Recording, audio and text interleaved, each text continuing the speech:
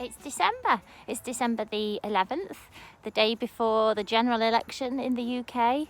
And I'm just on my way back from the school run, and my lips are really cold because it's freezing. I don't know if you can see my breath. Maybe, but it is really cold. So if I'm not talking right, that's why. Anyway, let's go and have a look what we can see. There's a lot of bird activity at the minute. What you find at this time of year is the birds that normally keep themselves separate from other types tend to flock together for warmth and for safety. So you get lots of blue tits hanging around with the great tits, maybe a few long-tailed tits join in the mix, and the cold tits. You get these huge, like, diverse flocks of small birds that are suddenly quite sociable to each other, as opposed to fighting for food and being competitive. There's not much left on the tree canopies now. Quite a lot of spindly old trees. So, update on the way that trees communicate and plants.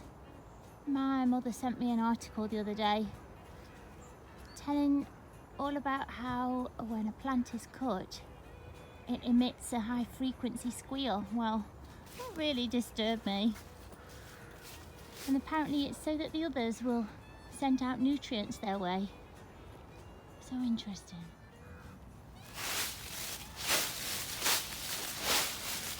Bella would like this if she's here. This carpet of leaves is so big.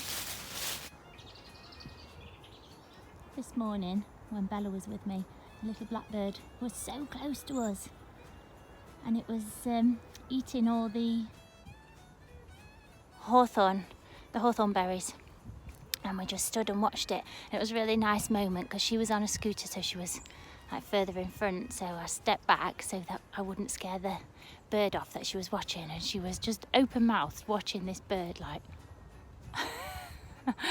she just loves birds so much. But I guess she doesn't get a choice really with our family. Right at the top there, that one that just flew away, that was a goldfinch. At this time of year around this spot, I sometimes see bullfinches, and bullfinches are, well, really in decline. What's that? Oh, it's just a sparrow. But bullfinches are really in decline compared to the figures from many years ago, and that's because they like to eat the little buds of fruit blossom. So obviously then the fruit doesn't come and develop. So farmers got very cross with the bullfinches for doing that and would shoot them, which is just a travesty because they're so beautiful. And I was about 30 until I saw my first bullfinch, and strangely they were in an urban environment, right under my nose. I'd been going on, you might think this is a bit geeky, but I do geek out on birds. But I'd been on forums trying to find out where I could go and see bullfinches in Nottinghamshire.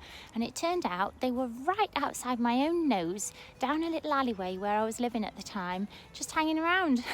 So I eventually got to see some there. And then when I moved to my house, I had them in the garden, and they only ever come maybe once or twice a year when the honeysuckle berries are usually out. So you have to you're really lucky if you catch them. But yeah, they're a bit of an omen to me, a good omen. Usually when I see one, something nice happens relatively soon after, or it seems to. So I'm going to stay here for a bit and see what I can see, because I'd really like to get one on film for you, but I'm sorry if I don't. Over here in these birch trees, there's a huge rookery, and as the leaves are all dropping off, you can just start to see the nests. But at night time, at sunset, this is just alive with birds seeming to go round and round in circles over the top of it, all cawing and crowing, and it's really lovely actually to watch.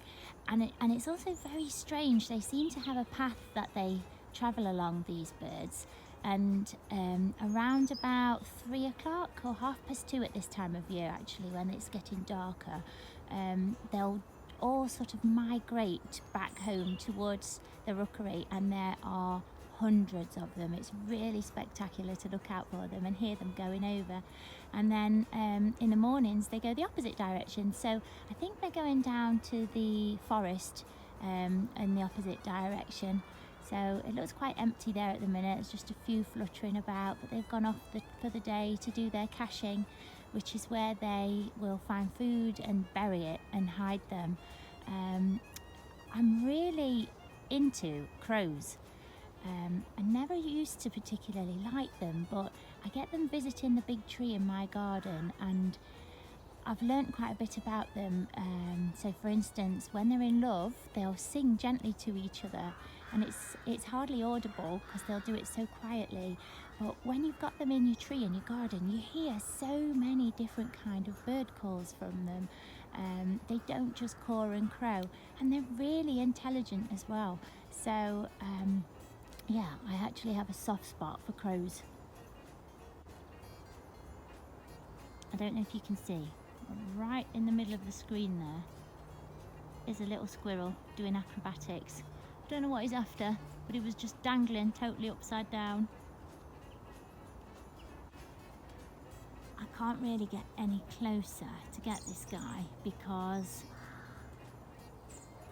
it's a bit boggy. But in England, well, most parts of England, the grey squirrel chased off the little red squirrels, but this one's got a really red head. He seems to be a bit of a hybrid. Got a red head and a red streak down his body. Pretty little thing. Oh my goodness, I'm gonna have to bring Bella down here with the wellies. She would love this puddle, although she might disappear in it. It looks pretty deep. There's actually two of them running around up there.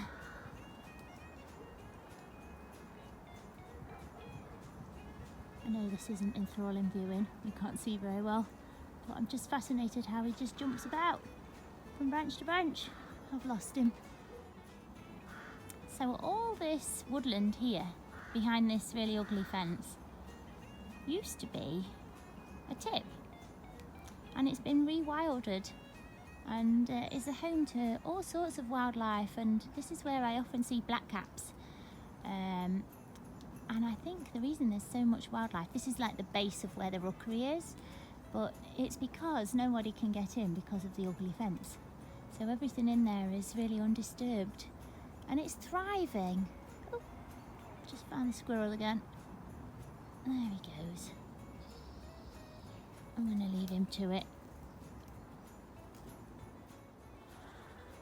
So everything's so bare, and then we've got the gorgeous evergreen of the ivy, and these big vines that dangle down must be so old, but they're so strong because we call this the hanging tree just because Bella likes to hang from it, and she'll hold these like Tarzan and swing on them in the summer. And they well, yes, I have been known to have a go. My upper body strength's not great, but I can get a bit of a swing out of it, and it'll hold me as well. It's really strong. So still looking beautiful amongst all the bare deciduous trees. Little great tit there, preening himself in the sunshine, warming up a little bit.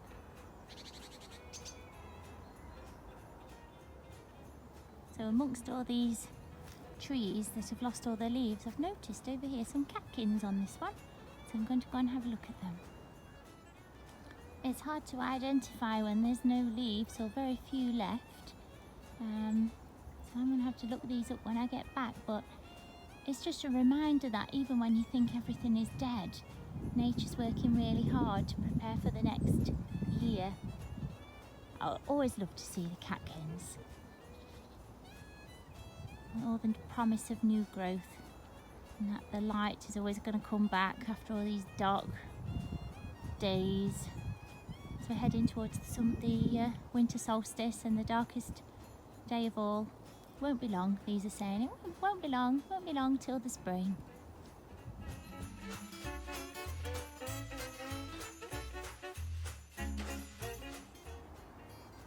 Really is a beautiful morning. You can just see my house behind those branches. Freezing cold, but really beautiful. You know, at the minute we're up before the sun rises for school, and gosh, the sunrises have been astonishing. The colours, yesterday's before all the rain, it's true what they say. What is it? Red sky in the morning, shepherd's warning. Well, it was red and purple and pink. It was just beautiful. And you get these big streaks of orange that run across the easterly sky. I'll try and capture one if I remember. I'll have to put the boiled eggs down and go and get my camera, because it's usually breakfast time while we see the sun come up. A nice Scots pine over here, let me show you.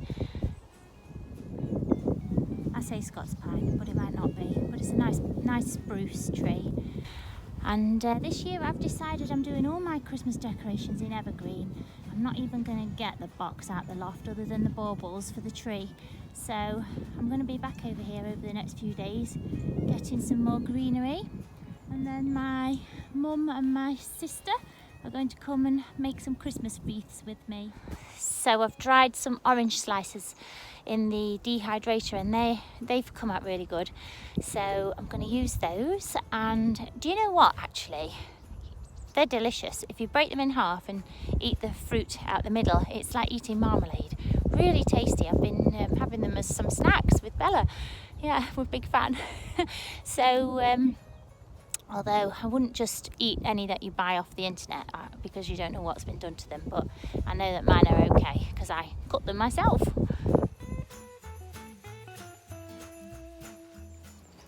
You know, when you feel like there's 1,000 eyes on you, but you can't actually see anything.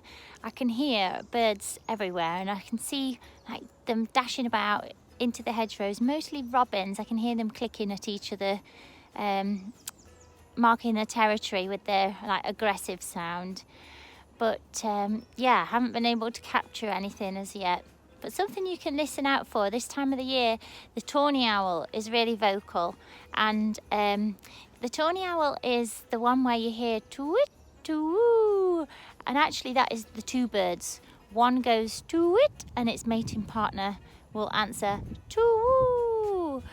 And that call is spoken about all the way back in Shakespeare. In one of his books he talks about the to-wit, to-woo. So yeah, that's the tawny owl. So listen out for that.